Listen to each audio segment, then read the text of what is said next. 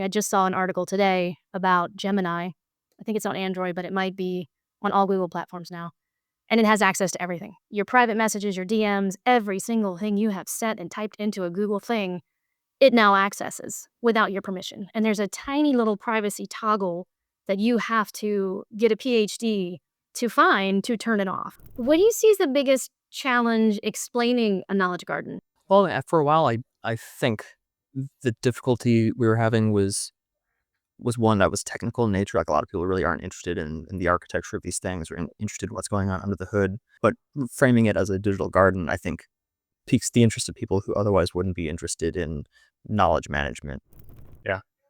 Again, to me, the sequencing, we often start, certainly in crypto and Web3 with DAOs, like, it's really a weird experience to go virtual for a year and then try, like, start personal, start in community, start in the greenhouse, in the commune. There's a documentary on Netflix, Join or Die, that I've mentioned to a lot of people, that I think is it's Robert Putnam's work, Bowling Alone. Really staggering, depiction of just how we have completely lost that sort of initial sort of intuition to go and find a community and be, in a club or with people.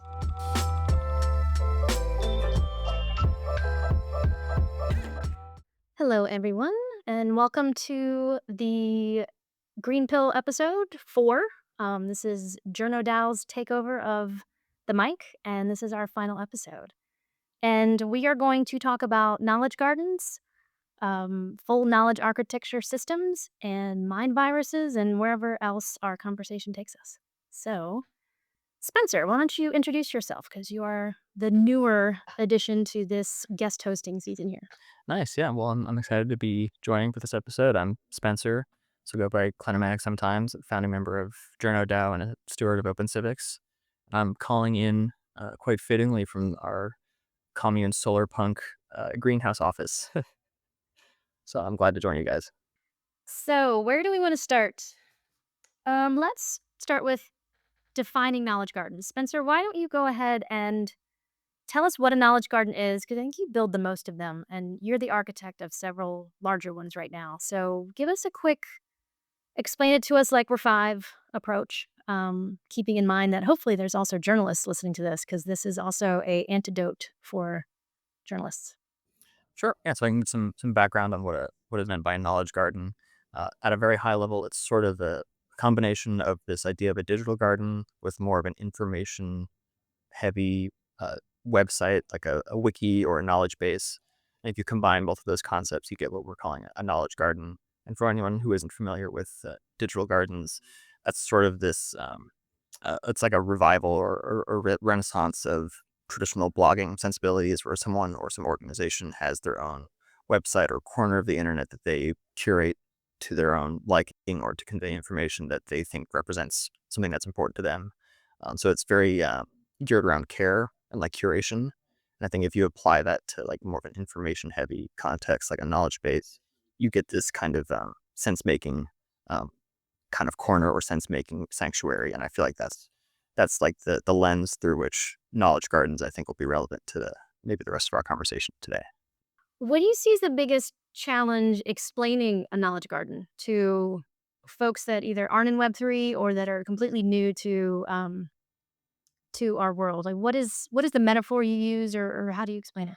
Well, for a while, I think the difficulty we were having was one that was technical in nature. Like, a lot of people really aren't interested in the architecture of these things or interested in what's going on under the hood. Um, but framing it as a digital garden, I think, piques the interest of people who otherwise wouldn't be interested in knowledge management or like permanent kind of knowledge infrastructure or digital public infrastructure for knowledge as a public good. Like, a lot of these things that are baked into what we're calling knowledge gardens wouldn't perhaps be that as accessible if we just framed it as knowledge management or knowledge bases or knowledge architecture. I feel like the gardening aspect of it kind of picks up on the digital garden sensibility around care and curation, and also I think unlocks this whole way of appreciating these things that kind of puts an emphasis more on sense making. And I feel like that's one of the bigger values of a lot of this stuff is kind of building it's like a kind of digital nesting thing of making sense of information that's important to you or broadcasting information that's important to you that can be useful to the sense making efforts of others. But yeah, I'd say that the technicality of all this was a barrier for a while, but once we've started framing it as knowledge gardens, which is fairly recent, it's only in the last like year or so that that term's been thrown around. There's older terms like knowledge commons and digital gardens and knowledge bases, but the term knowledge garden seems relatively novel. Yeah, the timing to me is interesting, and I don't know if it's accidental, uh, but there is this like I think appreciation or awareness of, at least in the U.S., some of the challenges with like food systems and the sort of trouble and uh, brink of collapse with a lot of the small sort of rural farms. So I also just have found that, like, based on an awareness of why food matters and what it means to, like, curate locally and have food sources, the timing is just to me really interesting, and it seems to have resonated. Maybe just because there's an awareness of like the real, you know, formal food garden, and why that metaphor maps back really well to information being, what we consume and how it shapes the world around us. So for me, the timing is couldn't be better. But unfortunately, I think part of that timing is just that there's awareness. We have an issue when it comes to you know food and sustainability. I think that that totally ties into this, like the local first kind of local resiliency aspect of this, because the digital gardens as kind of like a renaissance of blogging are in response to the internet kind of becoming this corporatized or enshittified place or landscape that's kind of destitute of genuine content or people genuinely signaling things that are important to them. A lot of communication incentives get corrupted by various things that I'm sure we'll touch on. So this kind of like returning back to some local context and a knowledge garden and things like cultivating knowledge in a local first way. And on the technical level, much of this is like local first knowledge management rather than relying on, web based software as a service run by companies that are funded by um, entities that really don't care about local resilience or local sense making. And they should exist and they definitely play an important role in this ecosystem. But I think interrogating those kind of incentives is one of the central things to knowledge gardening, in my opinion. I feel too like understanding where we stumbled into this as a DAO. I feel like this conversation started when you and Keith were working on Permapress and Seed Protocol.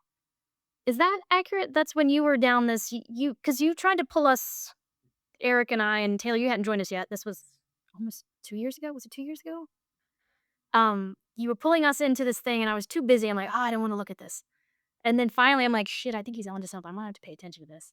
So walk us through how you stumbled into it and then how Seed Protocol could play a role in expanding a knowledge garden beyond one group of people, like get into the RSS streaming and all that. Oh, sure. Yeah, this is gonna be fun. So two of the interesting things that have been incubated by Journo DAO over the last couple years are seed protocol and what we're calling plausibly permanent syndication, which is kind of a tongue-in-cheek nod to RSS or like really simple syndication.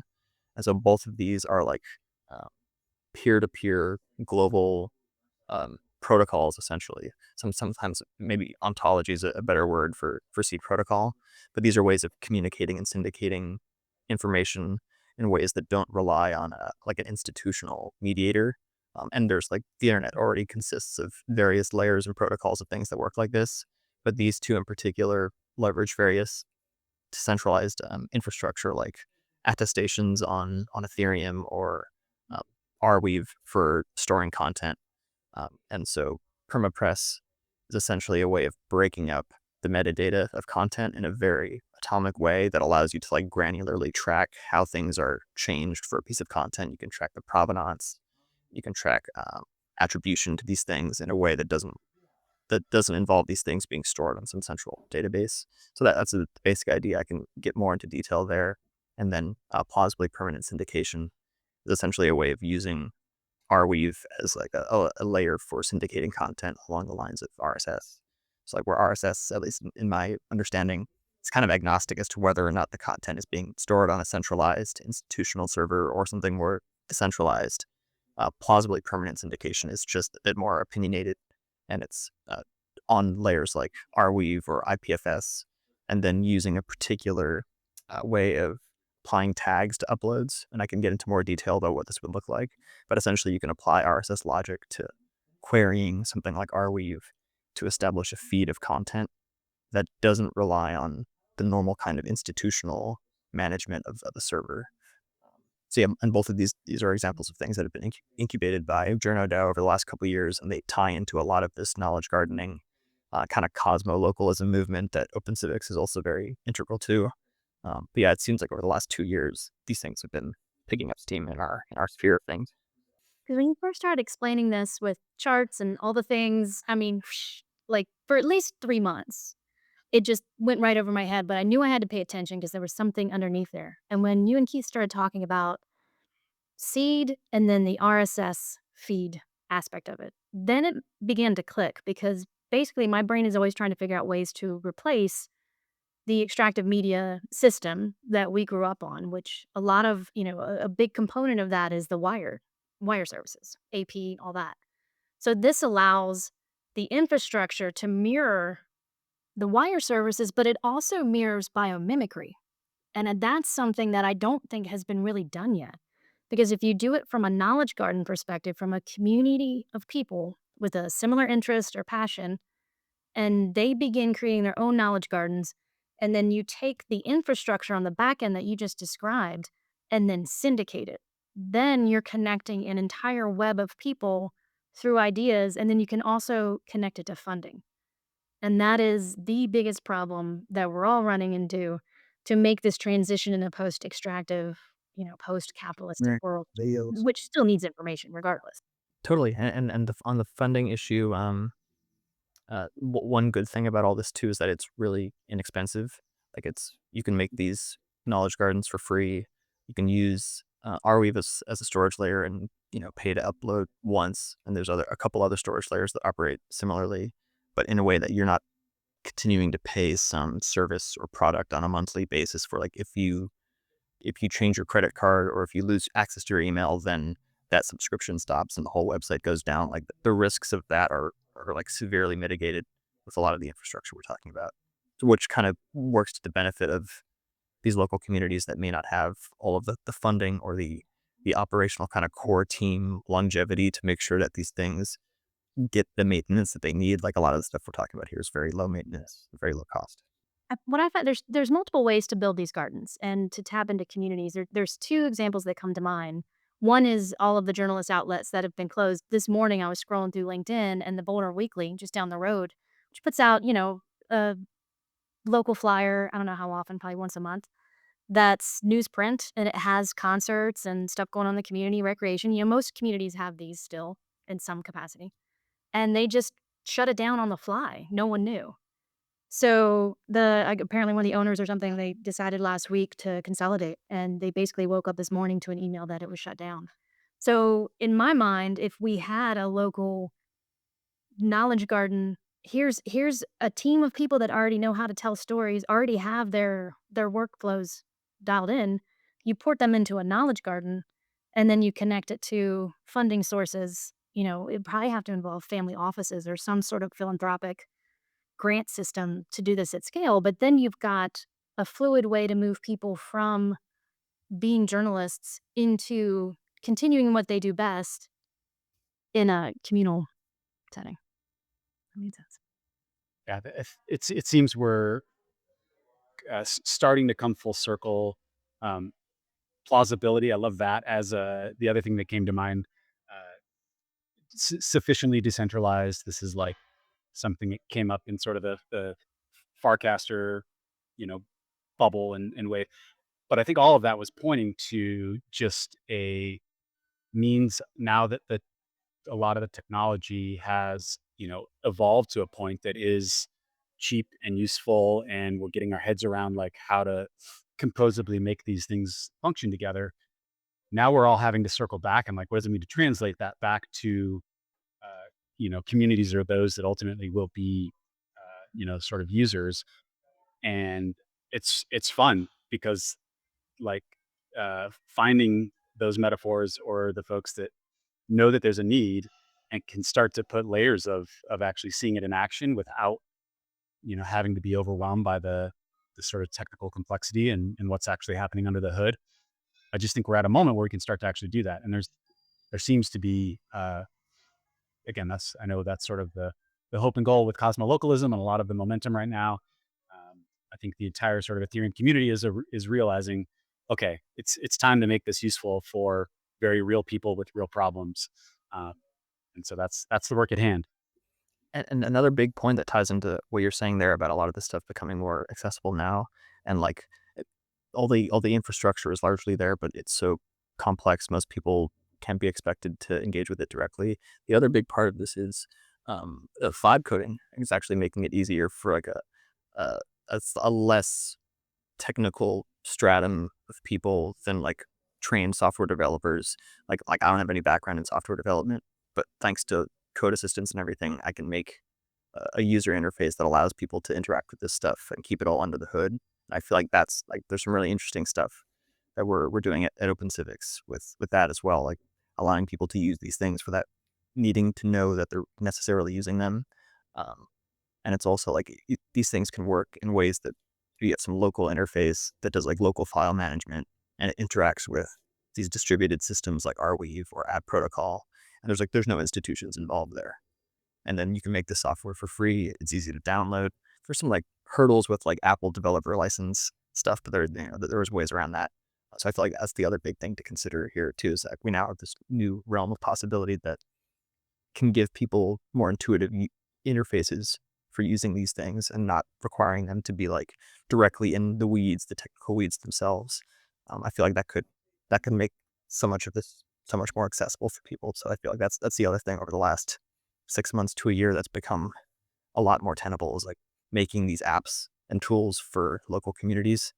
Like the barrier, like the the execution barrier is like significantly lower now to make these things. Yeah, I mean, you just tapped into a really good point with AI also emerging. Um, that's adding a whole other layer onto this whole thing. And at the human layer, what Taylor and I work on is incorporating, you know, a three-layered system. You've got signal, integration, and then community. And the signal is a podcast or any kind of recorded conversation. And most communities have that capability. And then you're taking that conversation and running it through AI prompts that are mining it for themes and different things you might not have noticed in conversation, because I forget half the shit we say on these things. As soon as I press stop, it's all gone. So this allows, the ghost in the machine to pull things out that are missed and then create research, create additional conversations that can be planted into other communities, but it also preserves that knowledge and expands on that knowledge so other people can take it and make it their own. And I feel like as more people start to wrap their brain around a whole system of knowledge preservation like this, then I think more people are gonna be into it because so much of our media consumption is ephemeral. It comes in, it comes out, it just disappears instantly. I produce podcasts and I barely listen to them. And just listening to myself talk is terrifying. Like, oof. So I don't wanna do that. But I can read it and then I can sit and cultivate the themes and what we were really talking about. And Spencer, you were in Denver recently for presenting knowledge gardens to Taylor's event, Future of Web3. And then after we record yours, we also record another conversation about explainable AI.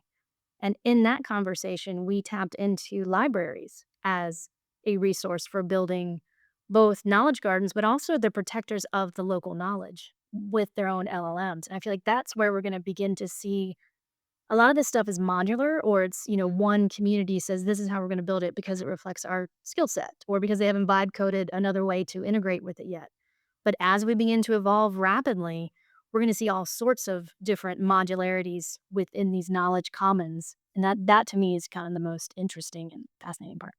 Yeah, that the or it's subtle, but like that's at least for me this weird realization that ordering matters. Like having the signal, and whether that's a spoken conversation or an existing knowledge base, like that can't come later. I think often right now there's this, you know, uh, impulse that's, I think, just driven by habits that have been developed through sort of Web 2, uh, to just immediately, you know, go to the LLM of choice and like let that be the entry point. But that's obviously dangerous.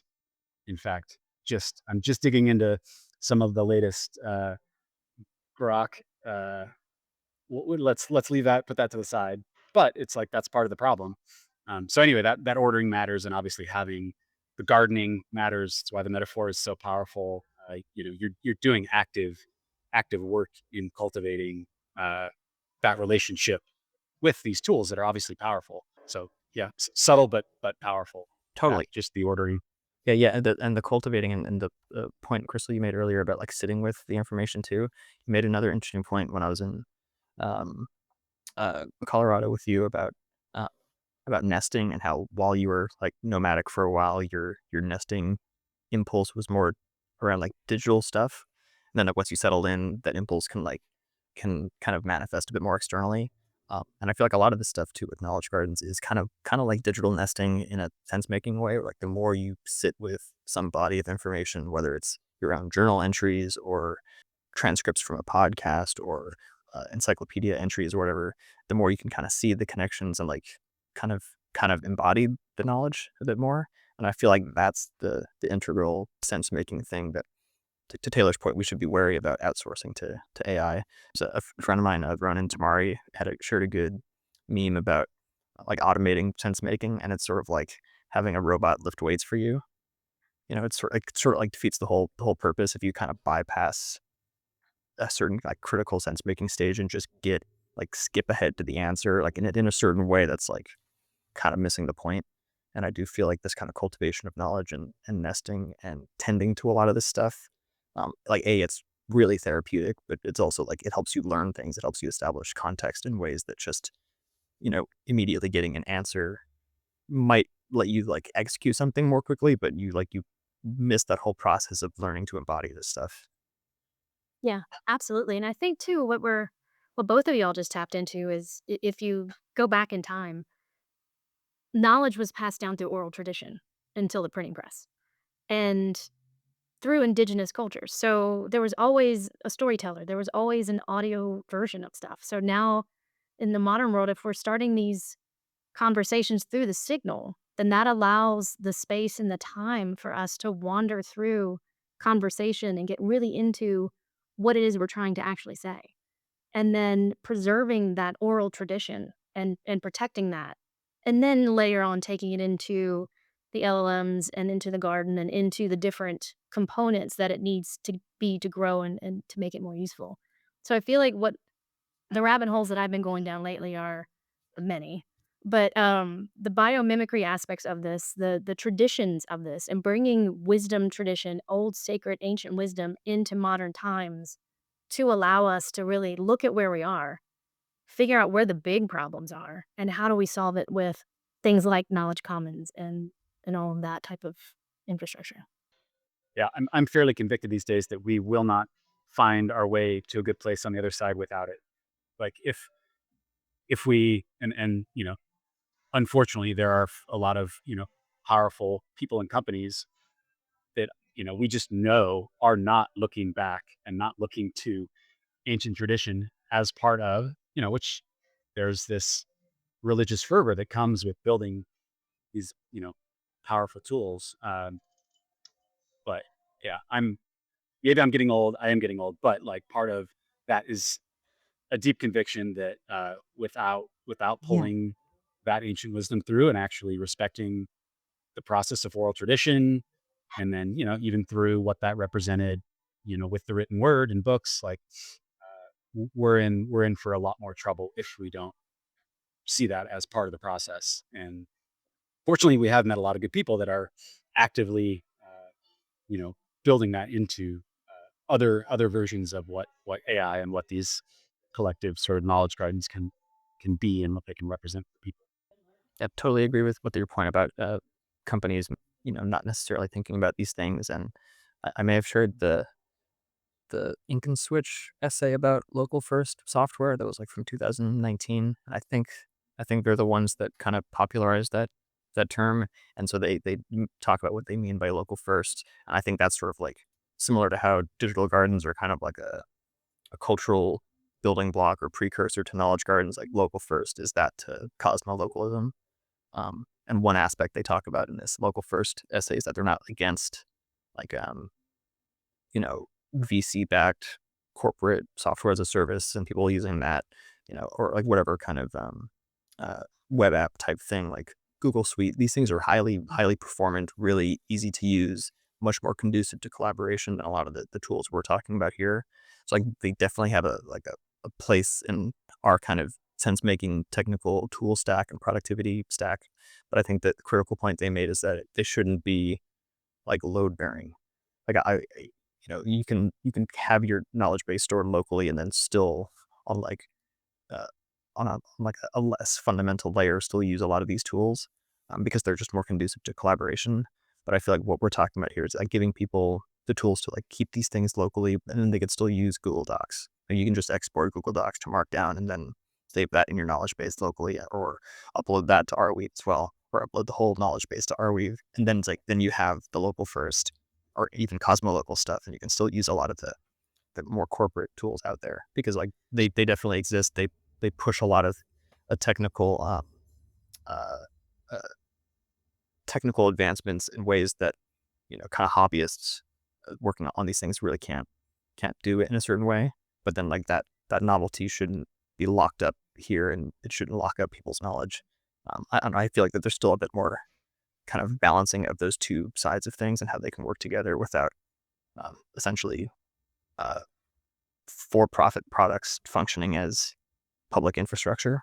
I feel like that's where a lot of these issues come from. Yeah, I love that just as a barometer. Like it is is Google load bearing in a lot of cases, and when it comes to information, like for a lot of people, I think is Instagram load bearing or is, and I think for a lot of people, if you really reflect on it, it's like yeah, that's actually carrying much more weight than is structurally sound. So I just like that as a barometer, and I think we'll get into like you know some of what comes when you do place too much load on uh, any one platform. Yeah, that's where Crystal's about to take this. Um, so lately I've been helping local organizations work with their privacy and security. They deal with vulnerable populations. They're asking me about how do we protect ourselves? And a lot of them are on Google across the board. So their entire infrastructure is on Google. And I think what we're all about to discover is that all of these companies have worked AI into their systems and we don't really know about it yet. Like I just saw an article today about Gemini. I think it's on Android, but it might be on all Google platforms now. And it has access to everything. Your private messages, your DMs, every single thing you have set and typed into a Google thing, it now accesses without your permission. And there's a tiny little privacy toggle that you have to get a PhD to find to turn it off. And that's actually the post I read was the person like, here's where the toggle switch is, but hey, y'all shouldn't be using it. So, same with WhatsApp. A lot of these organizations made WhatsApp part of their core communication infrastructure. And now what they're finding is that that is their biggest vulnerability, is because that is also owned by these oligarchs. And what we're really talking about is, I mean, the reason why most of us are in crypto, it's, we have that cypherpunk vibe. We get that Web 1 was open source, public good for the better of humanity. And then it was enclosed, put behind corporate walls. And now we're dealing with the blowback of that, which at the end of the day, this is all about extraction.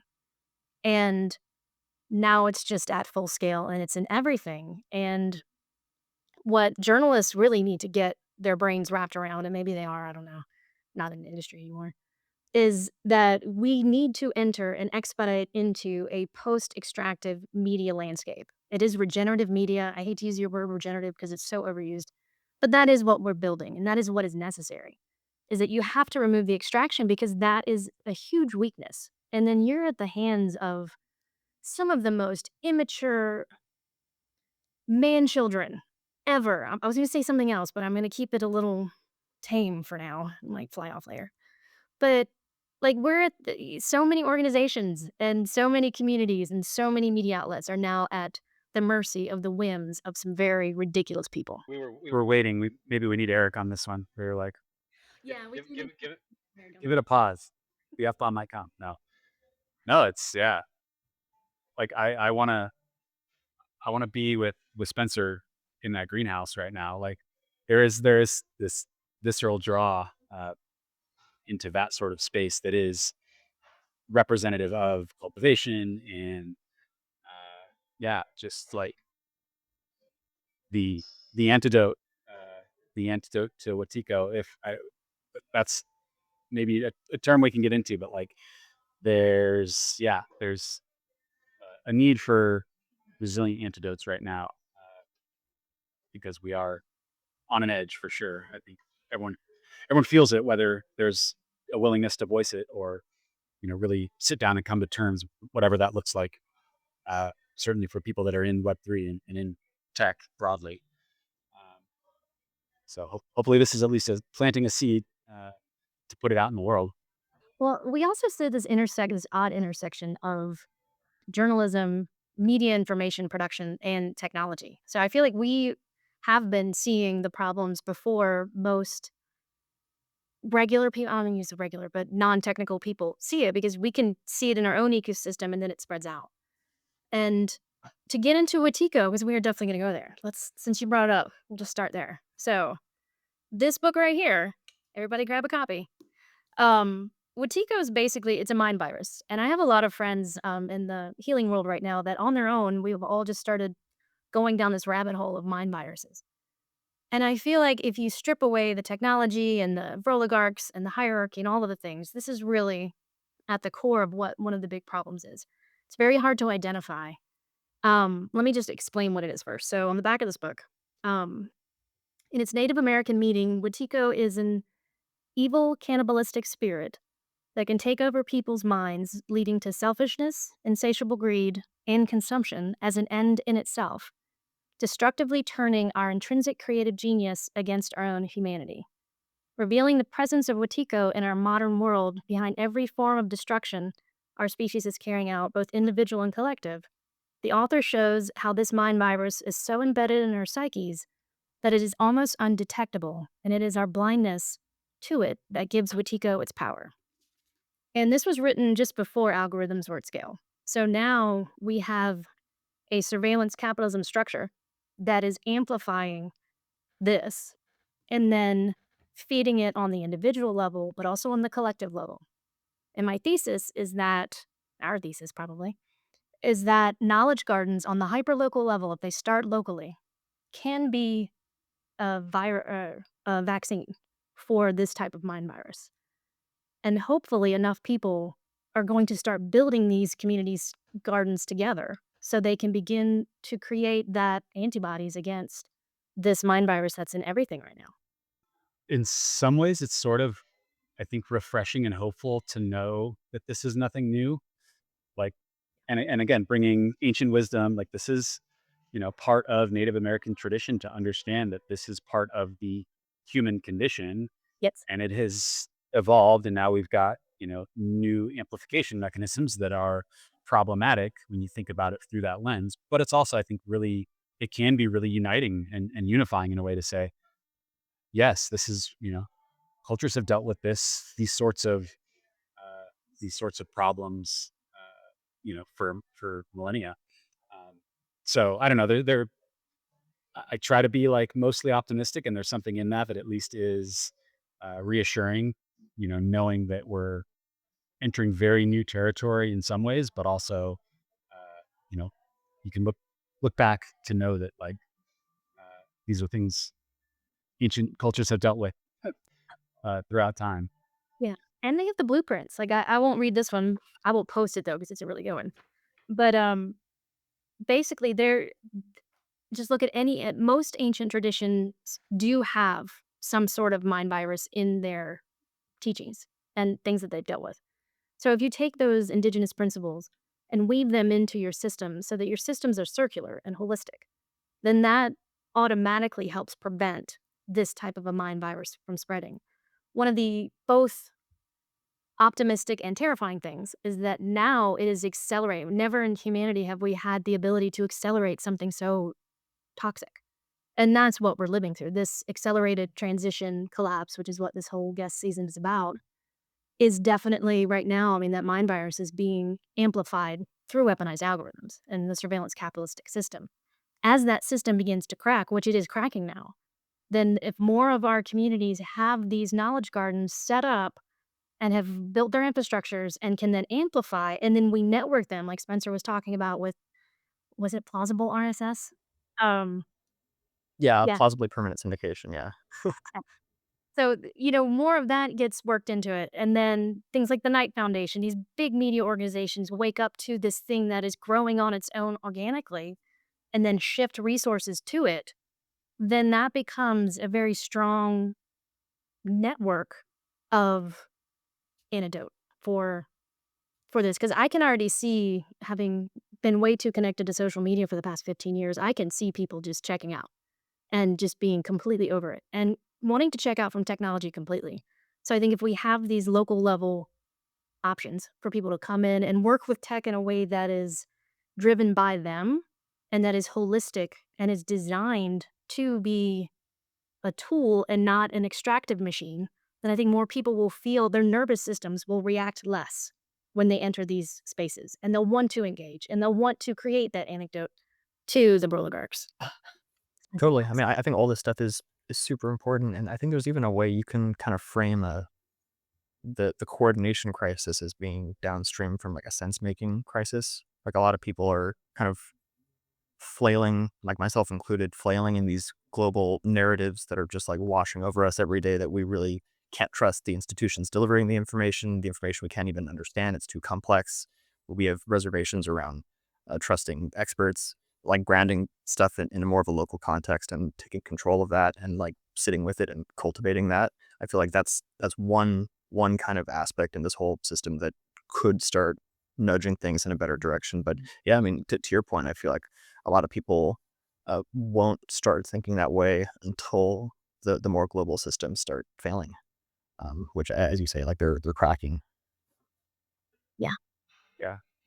I have there's a great paper from a friend and colleague, Dr. Torrance, who's president of a community college out in Tennessee. I'll have to send this to him, but he's written beautifully on this idea of ripples and fissures, and I think it's a really apt. The fissures and the fractures, like those are we can point to; those are fairly obvious. Uh, but I love the idea of these interconnected networks of locally cultivated knowledge. Like those actually have powerful ripple effects. Folks don't need to be technical; they can be a local literal farmer, or others in a community that. Crystal, you've been speaking with one who like is older and like doesn't care to engage with technology. Um, I think everybody, those folks, because of that upregulation and what can happen to just our psyche and our the energy that we're actually putting out into others in the world, those ripples actually can take effect for folks that have almost no connection to the actual core technology or the information that's scrolling through these networks. So um, yeah, I use that framework, ripples and fissures, quite a bit, thanks to him. So I'll have to share the article here. Yeah, please do. I love that. That's fantastic. And I think that is one of the things I'm going to put on Journo Dow and the Human Layers agenda as we get closer to the end of the year or when we find time, is getting into, like, a lot of our mentors, especially those of us that went to journalism school or did some, grad school work. And Taylor, I know you were in, you know, all kinds of higher ed. There's a lot of brilliant professors right now that have created decades of wisdom of their own. And my journalism professor, one of them wrote the community journalism textbook that's taught around the country. And they're sitting on, between them and their colleagues, are sitting on giant volumes of knowledge that needs to be preserved. And actually, the last time I talked to him, I was explaining blockchain to him like 3 years ago over a beer and napkin, his napkin art. And a dean took over our school and they didn't really get along, and he was retiring anyway. And she was going to shut down the server that held 12 years of community journalism from a paper in Durham that he had built with his classes. And every year the class would go into Durham, train local community members on how to tell their own stories, and they created this big, beautiful digital newspaper. And the professor or the dean just wanted to shut down the server. And so when I told him, I was like, "Oh, well, blockchain solves that problem." This is before attestations existed. He was in. I didn't have to explain the tech to him. He's just like, "Yeah, I want that."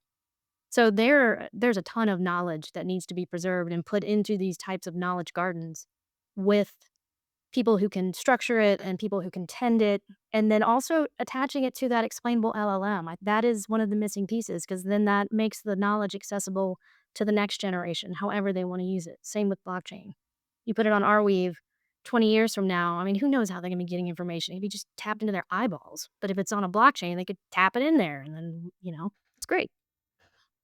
Yeah, I feel like that gets into why all this distributed storage layer stuff is so important, whether it's Arweave or IPFS, or there's probably other examples that are even like less removed from anything Web3. Um, but like the fact that all it takes is some change of management in an institution for someone to make what to them might be some innocuous decision to just like, oh, we don't need this server anymore. Let's just put it down. Like it's not where our priorities are. Then there's like years of really valuable wisdom that just isn't accessible anymore, Yeah. or at least not publicly accessible. And I feel like there's like that the risk of that to me is much more likely than censorship in a lot of these cases. Like Yeah. censorship is definitely a risk as well, but I feel like in terms of the situations in which knowledge would be made inaccessible, most of it would seem to be accidental kind of management shifting stuff rather than like the new dean saying, "Oh, this information shouldn't be accessible." She's like, "Oh, we don't need it anymore." Let's not run this server. Yeah. And mostly out of a personal vendetta. And we just went through this with the government. They just came in and wiped everything, like pretty much. And just because they didn't like this whole demographic of people that think. So they just wiped it. And, that's valuable, expensive knowledge. It's people's life's work of research and science and billions of dollars spent on producing that. And also, I mean, just AWS servers. I don't think many people realize, what is it, 90% or some insane number of information flows through a, a server owned by a dude that just threw a $50 million wedding in Venice? Like, are you kidding me right now? That's the come to Jesus that we all need to have. Yeah, I know academics that, understandably there's this like fear and isolation that for those that are really well intentioned and see the same problems. I think, that's why there's need like urgency, and there are things to be won and lost in the very near term. Because I know a lot of, yeah, really brilliant folks that are inside and they're like, no one else really understands it. I get it. I'm kind of stuck in my ways, but as opposed to having some vehicle to allow that wisdom and what they know to sort of, grow and become part of a broader commons. Right now, I know a lot of folks that are in academia that are like, nope, putting the walls up around my class. I can affect these students, and it's understandable. Like I can see why that's the approach, but yeah, isolationism is not the answer. Unfortunately, there's a lot of that happening. Yeah. And just I have a lot of friends our age who are professors, and they j they've been listening to me ramble about tech for a decade now. And then recently, they were like, "Oh, hey, I wanna do this thing." And I was like, "Yeah, put it in a knowledge garden."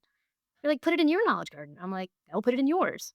Go start one with your colleagues. It's the software is free, and it's not complicated." So I feel like we're gonna shift into a tutorial mode here soon where we're gonna have to really start explaining this at scale to people, so they can begin starting their own gardens and then connecting them all. Because that's when we begin to create that vaccine for the mind virus is when this is happening at scale, not just a handful of us doing it.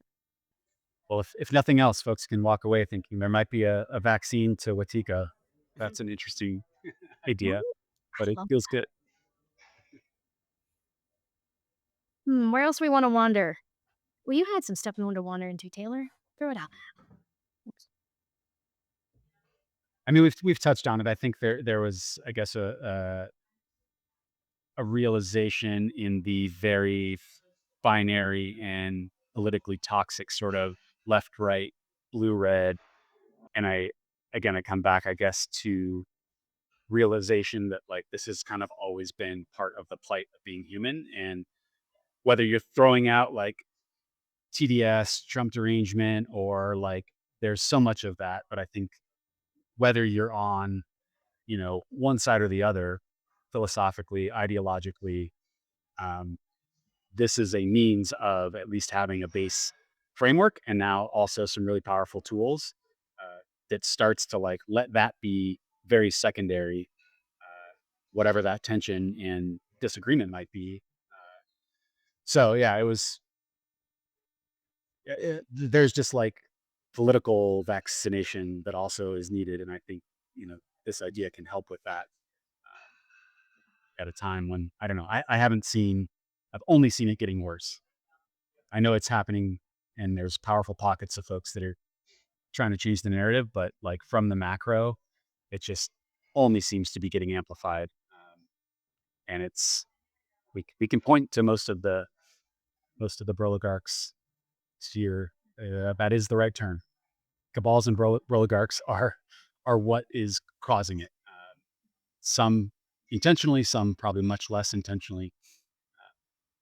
But we've got you know optimistic tools and people to get us through the other side.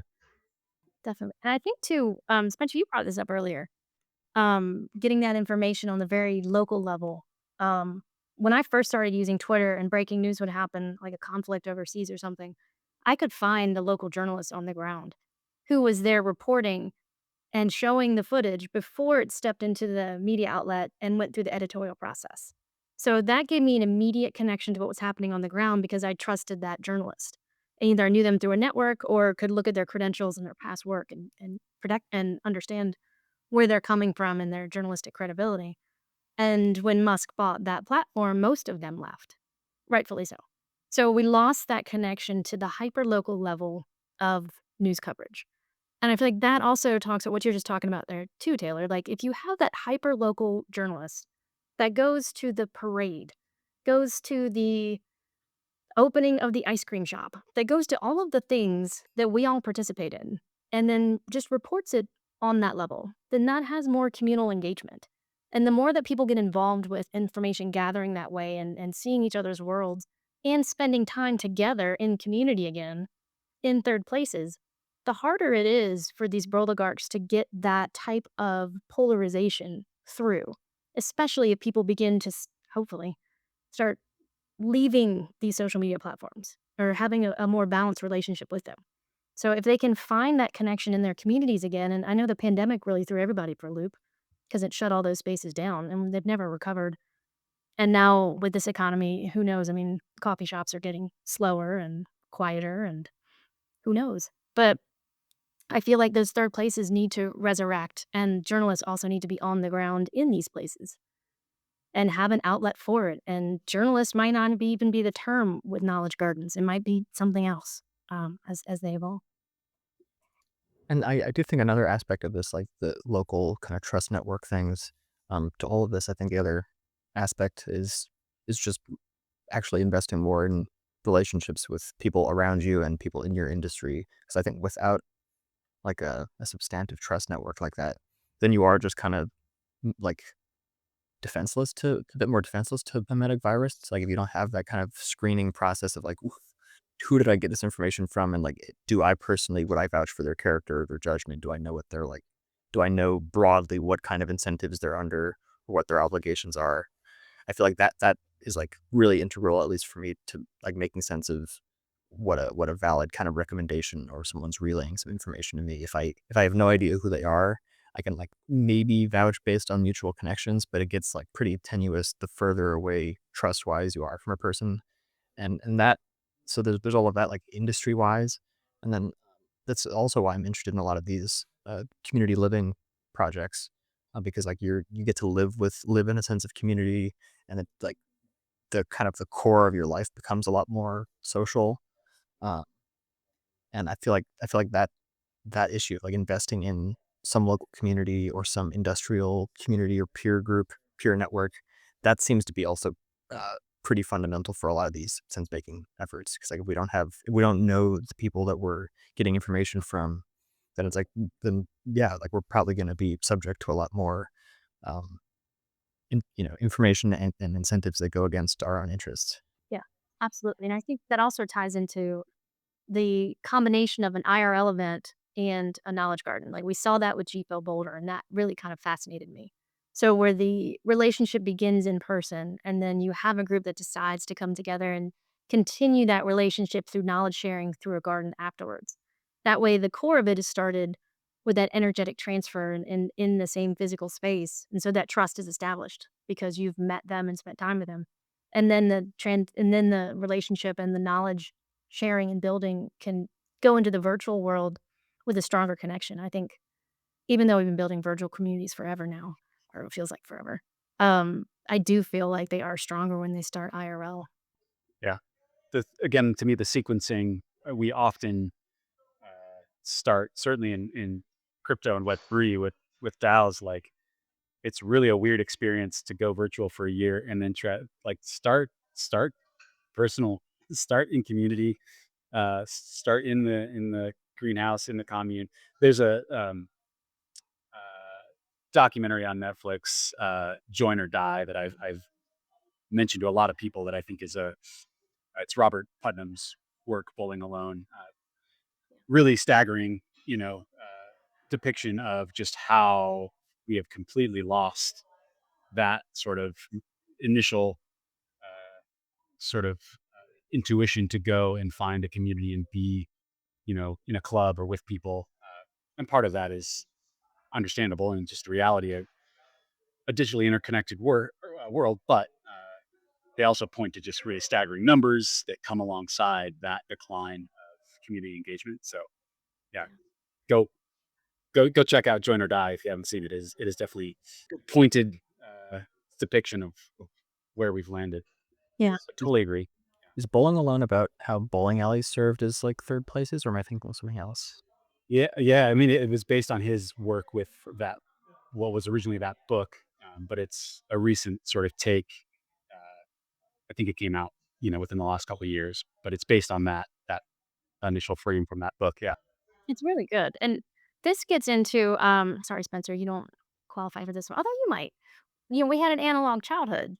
My childhood was spent going to different community gathering places. Ours were on the soccer field. I mean, when we were in kindergarten, we went to the roller skating rink. My parents would just leave us there and, we'd go have our community. Our entire childhoods were based on, for the most part, communities. And my, community professor that I was talking about earlier, community journalism professor, he recommended a book called The Great Good Place, and it's an anthropological it's a dense book, it's by an anthropologist, and he looks at the 3rd place, which Starbucks later co-opted. But basically, the 1st place is home, 2nd place is work, 3rd place is community gathering. It could be at the feed store. I used to drive a pickup truck, and if you ever pulled a pickup truck to a social place, everybody stands around the bed of the truck and talks. And, it could be the diner. Everybody's at the diner counter for the day and getting their coffee and talking about what's going on. Um, VFWs are a really fascinating one. I used to, when I was a photojournalist, I would go to those and get stories from veterans, and they're always doing something in those spaces.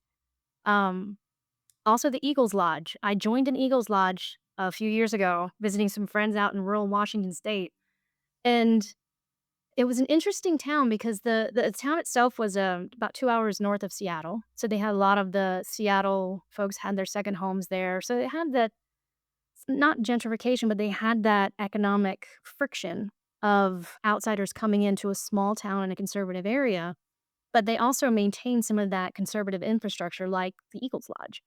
And everybody from all walks of life would go there regularly because the booze was $2 a pop. You could gamble on whatever silly games they had. There was free popcorn, and somebody was always singing, somebody was always doing something silly. It was just a place to come be together.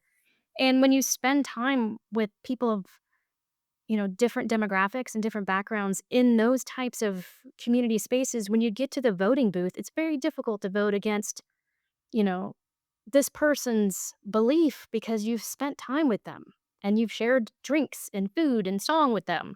You're not going to vote against their well being because you know them.